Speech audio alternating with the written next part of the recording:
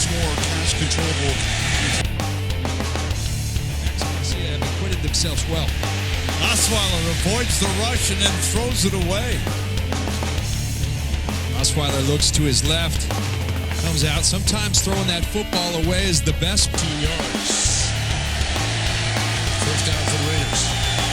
He just stopped running. Well, you saw Cassius Marsh coming around one side.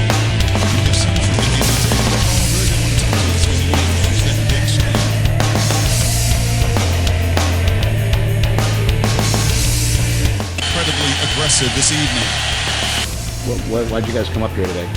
Oh, to learn from the master. Learn from Mark Bell. Learn on his bench press. First thing is we need some baby powder. Drop him. Here's the baby powder. You got a baby powder him up and down.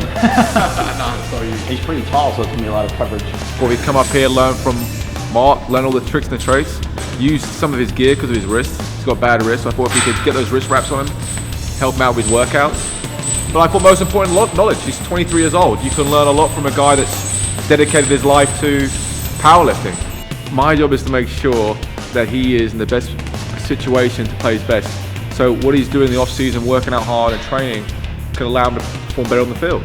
So to me, there's no one better than Mark Bell. Let's start out by showing you a little bit on the bench press. Okay. What position do you play? Defensive. He's a little bit taller than me, isn't he? Yeah, just slightly. He's got me. I think he might have me in wideness though. Maybe, but I don't think that's going to do me any good if we were to square off. I don't think it's going to help me at all. I'll have to cheat. I'll have to thumb you in the eye, old school wrestling style. Hey, it's everything. When you're dealing with an athlete such as Cassius here, what's your last name? Marsh. Cassius Marsh. He's got long arms. Go ahead and stick those. Got a long wingspan. Remember Michael Strahan played for the Giants, Hall of Fame defensive end.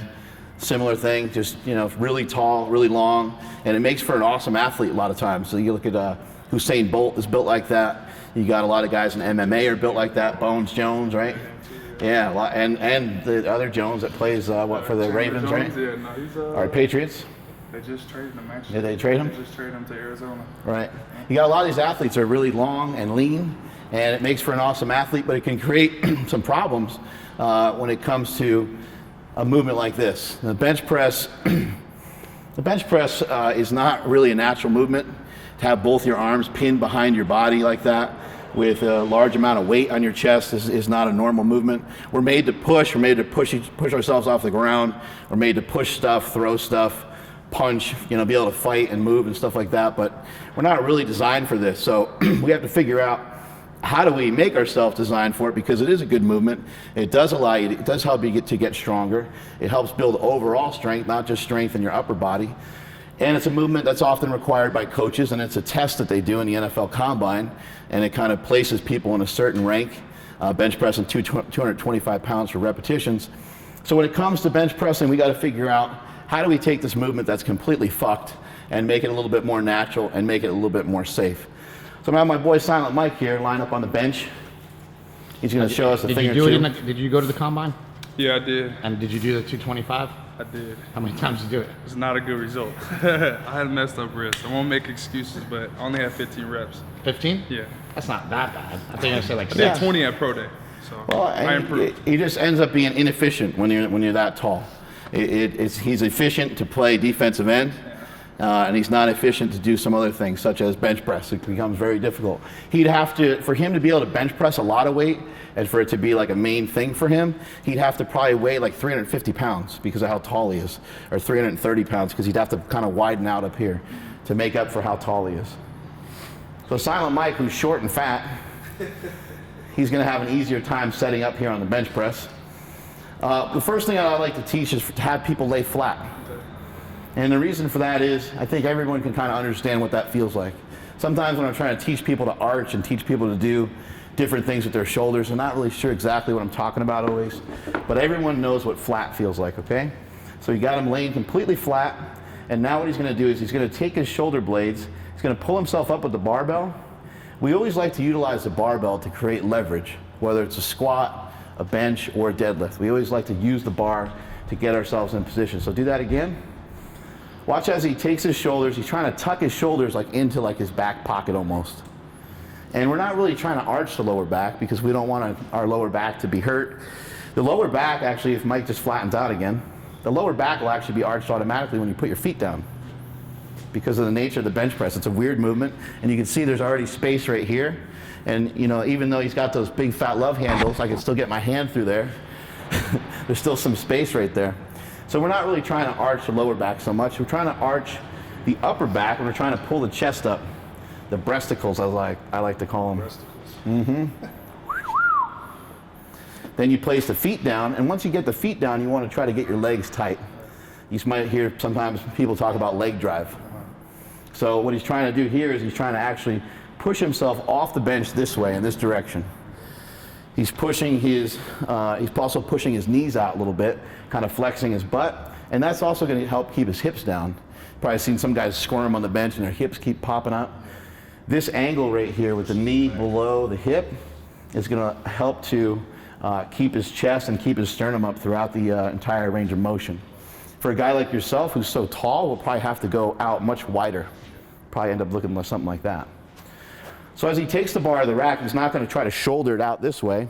He's going to pull the weight out of the rack. He's going to pull it into his lats, which are these guys right here. These guys right here. Mike likes when I feel them up.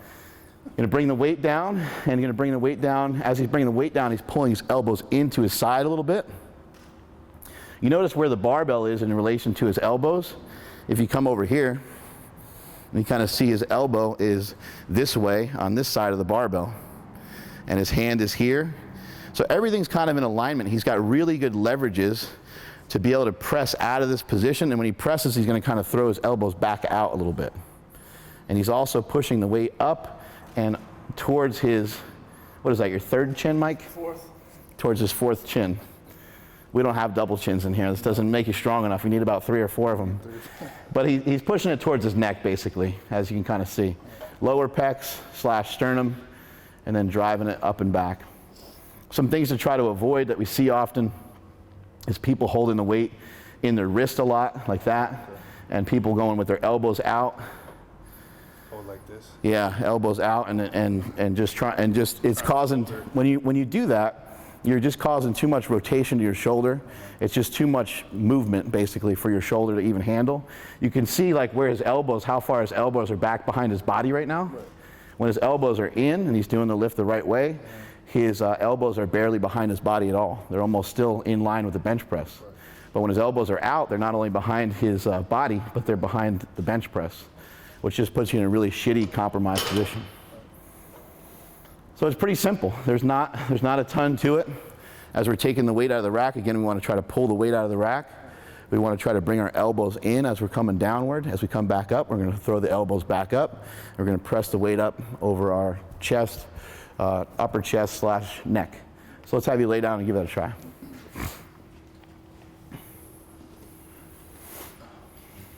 You can see how different it looks already between having somebody who's 5'4", someone who's like 5'8", 5'9", versus having somebody who's 6'5" on the bench now. But see, he did a good job of getting his sternum up already. Yeah, there you go. And you can see, you can already tell that he's already creating some tension and creating some tightness because it was hard for him to bring that first rep down and into the right spot. He had to kind of pull the weight into himself, and that's the way it should feel. As you're pressing, you want to kind of press up and back slightly. Make sure it touches your chest every time. Push up and back. Yep. Okay, let's rack the weight. We're going to start to get a little weight on there.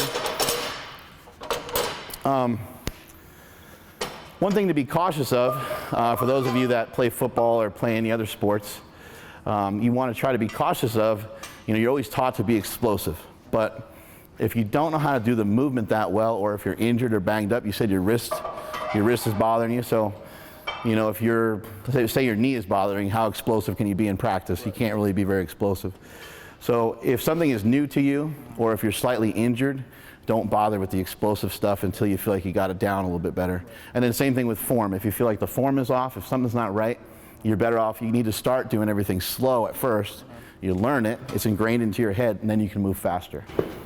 So as you get more and more weight on there, it starts to become harder and harder to maintain the same positions.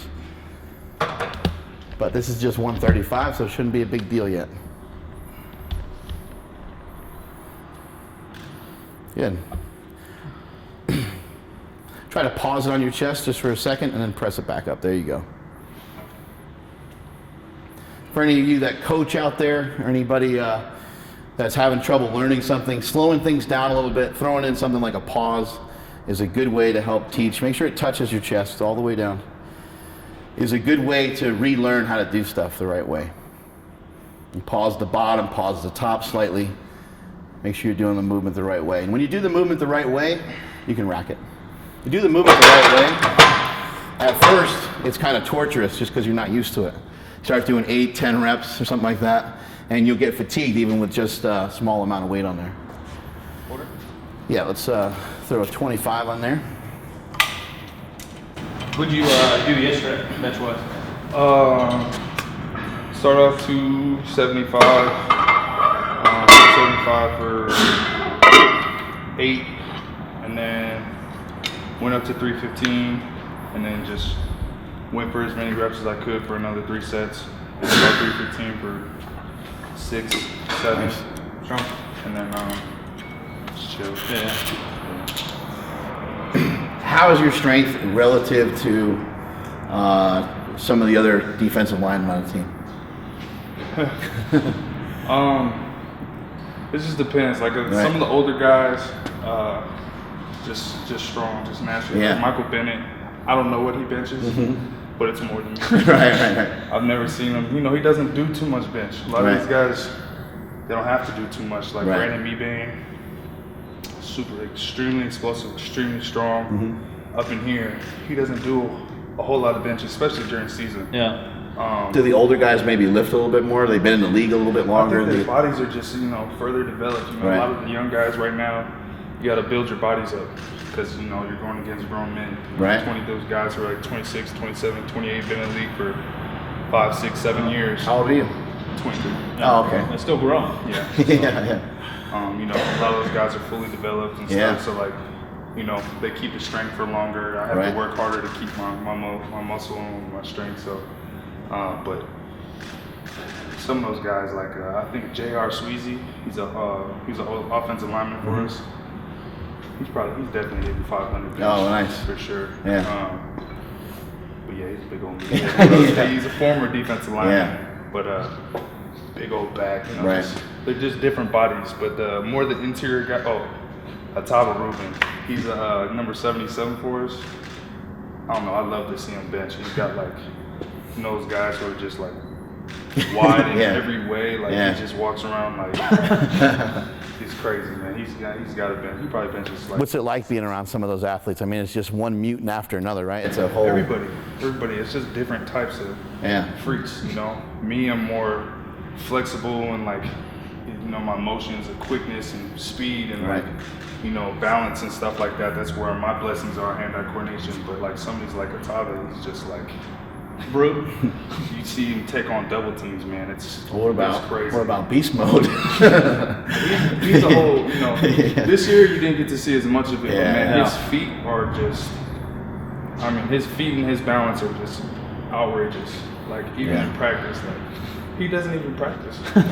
Yeah. He didn't even probably two reps during practice. He'll get the ball, check a couple people, run down the field, but for the most part, he's got his shorts down like this, and he's just hanging out in practice. And, he'll come out to practice with his slippers on and shit. He's beast mode. So you don't get to see much of beast mode until game day. Right. I'm sad he's gone, man. Yeah, I know. Yeah, you're retired, right? Yeah. Great teammate. There you go. Good. Let's just do 3 reps. There we go, good. Get a little weight on there. So we've gone over it before on this channel before, how to wrap your wrists, but we'll do it again just because it's important. So whenever you're bench pressing, you're not only trying to cover your wrist, you're trying to cover your fist a little bit as well. So what we like to do, we use the thumb loop here like this, and then we grab the material here like this. As we pull, we just kind of put it on kind of loose at first and see how it's up by the fist at first. You start to wrap down towards the wrist a little bit more. and you come here. Then when you're done, you come back through and just start to pull on the material a little bit. And there you go. You're trying to create a little bit of a cast. Yeah, there you go. Look at that football player, figured it out on his first try. Showed you guys what's up. Well, you smash into people for a living. Something's gonna happen. Something's got to give, right? They say it's 70. What do they say? Because everybody's always talking about the concussion. Oh yeah. So they say 70 years. 70 years as a millionaire or 90 years broke. Oh yeah. I say I'll pick the 70. That's right. What we're trying to do is we're trying to wrap kind of right through here. So that way this isn't going to bend back a ton when you bench press. I can't even do this. My wrists are so stiff, but they're not going to bend back a ton. You get a lot of stress on your wrist and your forearm. Let's do another set of 3. Try to tuck the shoulders even more. Pull yourself up again. Try to push them in there, Mike, a little bit. So pick yourself up again. Yeah, there you go. Yep, like that. Yep, there you go. Then I'll just hand it out. Just leave them right there.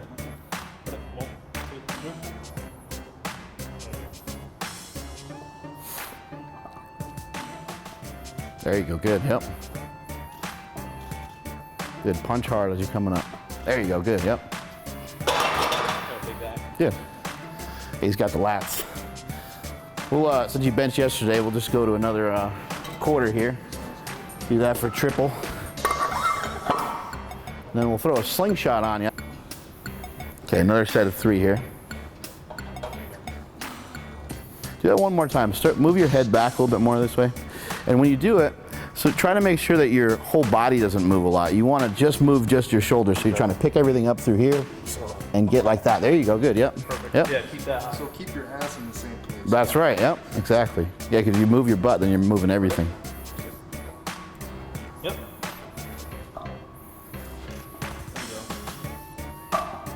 Good up and back. There you go, good. Good up and back here. Nice.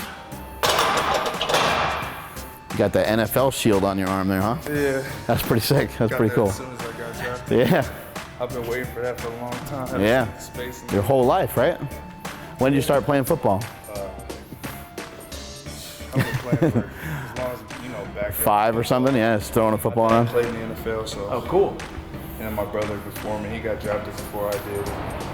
Yeah, So that's it's cool. always been a dream.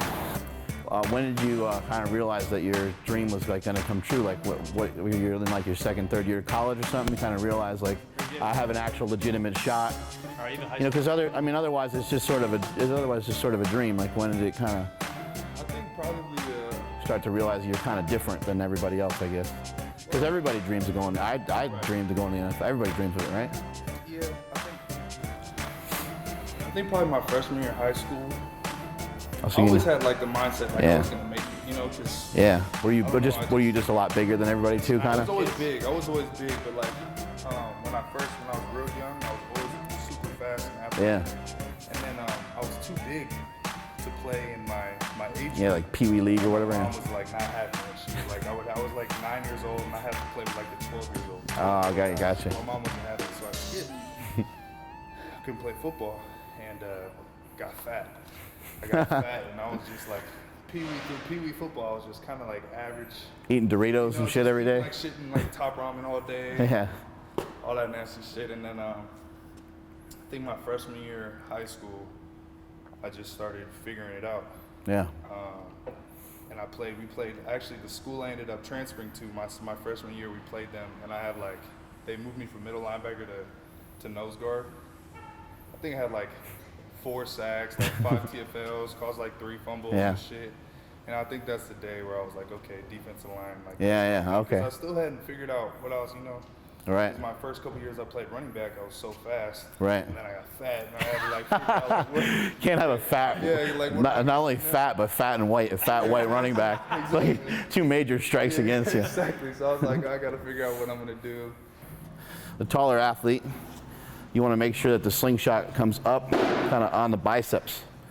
So it's not, because on a taller guy, he's got a further range of motion to go. If it's too low, it's going to pull his elbows in a little bit too tight. Right there is good. Yep. So 3 reps. Same deal, locking that lower body and then just scrunch up your upper body. There you go. Ready? 2, 3. Yep. Yeah, there you go, Cassius. Yep, nice. There you go, good. One more. Go up and back. This way. Yeah, buddy. Good. Good. I always say it takes people 10 years to catch on to a good thing, you know? Like with CrossFit or with different forms of lifting. You know, I've been powerlifting my whole life, and now it's like a craze. Everyone talks about it all the time. Yeah. With something like this, you know, it's a great product for athletes to wear. Football, baseball, like you're not really asked to bench press. I mean, you are in the combine and things like that, but other than that, you're not going out in the field and doing a bench press competition. You know, so when you're bench pressing with this on, you get to save your shoulders, get to go a little heavier. But yeah, waking up every day, eat breakfast, go work out, get treatment, get rubbed on for 30, 45 minutes, you know what I mean? Somebody asks you what you do. Yeah, go run on the right? field. It's like, oh, what do you? Run on the field, you know, have fun, and then from fucking 4 o'clock until the end of the day, I do whatever I want, get a massage if I want. Right. Chill. Grill or two. right. Just, you know, live life. It's got to be pretty interesting when somebody asks you what you do for a living. Sometimes, you know, I make some funny. I know you probably make sure. Like, I'm a CK model or FBI. Microsoft. You're walking around with this guy, the 2 CK models. You can't really hide like you know, and it's hard to hide an NFL athlete just because like they're built so, you know, big, and it's hard to hide a basketball athlete. But like, you know, you see a baseball player like. Not really sure. It could be anything. Yeah, we had Kiko Alonso in here. He's built a little bit similar to you. Exactly. And you're Kiko's just like, you know, he looks different than me. They're just really in shape. Like you're built like. Well, he looks a little crazy too. I love the way he plays. He's very instinctual. You know, fast. I like he's I mean, I follow him. Real he physical. Went to Oregon and we played each other, so I like the way he plays. I followed him for a long time. Where'd you grow up? I grew up in the Valley, like Northridge area. Oh, okay. So like LA. In LA area, yeah. Cool. So a lot of the guys in the NFL now, I know them. You know, played high school ball together or against each other. So. What about like little kids? When little kids find out that you play pro football, they kind of flip out? It's the coolest feeling, man. Yeah. It's the coolest feeling because, like, you know, they just want to ask you a million questions and like they're just so happy to talk to you. But do you know Tom Brady? Do you get shit like that a lot? Yeah. Questions like, God, like, who have you tackled or like stuff like that. But like, it's always, you know, good to talk to the kids, you know, because any type of influence you can make on their lives is always, you know, really good. Right. But I don't really ever think about it, you know. I don't think like I'm a. You don't think you're special. Yeah. You know, it's the small things that matter to a little right. kid. You know, I could, you know, make them want to go play football. Yeah, exactly. You know, they could end up being the next NFL. Yeah, they could be fired up. Exactly. Throw this guy on a little tighter. There we go. So I'll just take it one rep at a time and see where we end up on this one.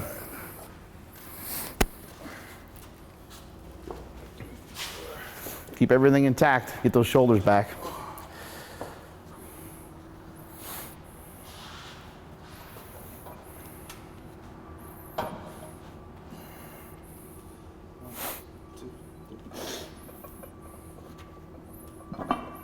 Press hard now. There you go. Drive it. Yep. Come on. Another one. There you go. Good. All right. Let's rack it. That's good. Good. Good. May have been able to do another one, but I always say, you know, just because you can doesn't mean you should. Yeah. You know, and especially with a. They say don't sacrifice technique. Yeah, especially with a high-level athlete. What's the, you know, this isn't like how you're making your money. Exactly. Right. You know, a lot of times when you're doing tricep movements, they're pretty stressful on like your elbows and stuff. But I'm just going to have you do just a skull crusher with this, and I'm going to add a little bit of chains. So just do a warm-up set with this. Okay. But when you add the chains, it helps to kind of negate how much pressure is on your elbow because it's light at the bottom. Right. So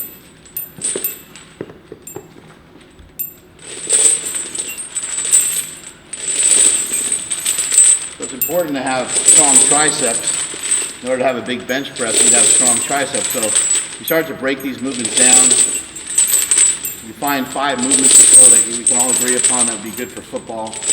probably be some form of a deadlift or power clean in there. There'd be some sort of pressing of some sort, whether it's incline bench or bench press, or even overhead press. But the point is you're going to pick 3 to 5 main exercises that you think are good for whatever sport you're playing, and then you need to pick about 3 to 5 movements that are going to help you get better at that particular movement. And this is one of them. This is going to help improve your pressing power by increasing the size and strength of your triceps. Yeah, a little instability, right? Mm-hmm. You see it gets to the bottom, chain's completely released. So it's only 45 pounds, it's not that stressful on your elbow.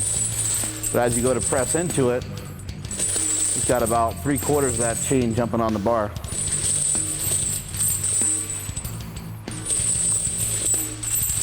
There you go, try like 5 more reps.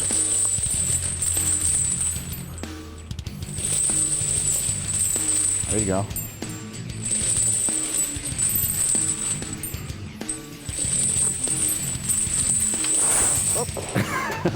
Hey now. That's one way to do. That's one way to get it done. It's good that they both fell off, huh? Simultaneously. I guess we'll stick a collar on there next time. There we go. Yeah, over. But there's, in your forearm, there's just 2 kind of small bones in there. And lots of weird shit happens to them, so. Yeah, I get treatment on them pretty real, like almost every well, I get treatment every day, but I work on my wrist probably 3 times a week. It's gotten a lot better since the season was over. Even having somebody just go like this to your, is that when it hurts? Yeah. Even having somebody just lean away. Yeah, just somebody doing this to you like after workout, just let it hang for just a while. Just shit like that, just to try to get it to open up a little bit, because it's probably jammed it at one point. And then, probably a shitload of times, right? Over and over, because I What had heard it. Like, you can't get out of practice. Exactly. That's the thing. I've heard it. You heard it over and you heard shit like little shit like this. You heard over and over and over again. Yeah. Oh, coach, my wrist hurts. Like, you can't. So I don't say. I didn't even tell him my wrist hurts. Yeah. There's no my wrist hurts. Yeah. Right. It's like if it's not anything that's just gonna keep you from playing, and as a pro, you don't want to come off the field. You don't want to say like, "Yo, my wrist hurts." Yeah, a lot of guys are like limping, like, "Whoa, what's wrong?" Like nothing. Well, because if you say like, if you give them the excuse as to why you're not, what's happening, why is your strike weak? I'm not gonna tell them my wrist hurts. I'm gonna say, "Oh, I could have had better hands or something like that." I could be faster. Yeah.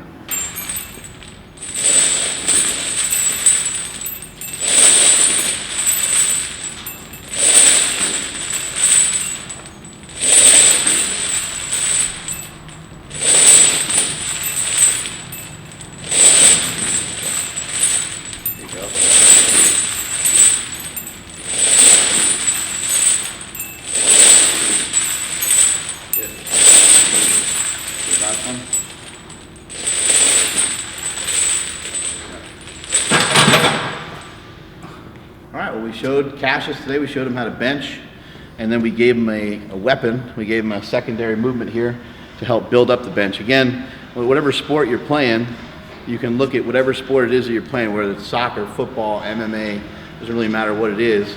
We can all probably agree on 5 or 6 similar exercises that would make you better at that sport. And then once you figure out whatever those 5 or 6 exercises are, you want to try to figure out assistance movements that are going to help move those movements along. So that's pretty much how to bench press. Gave him a tricep exercise. Now he's going to be more jacked and tan. He's going to kick more ass for the Seahawks. Good shit.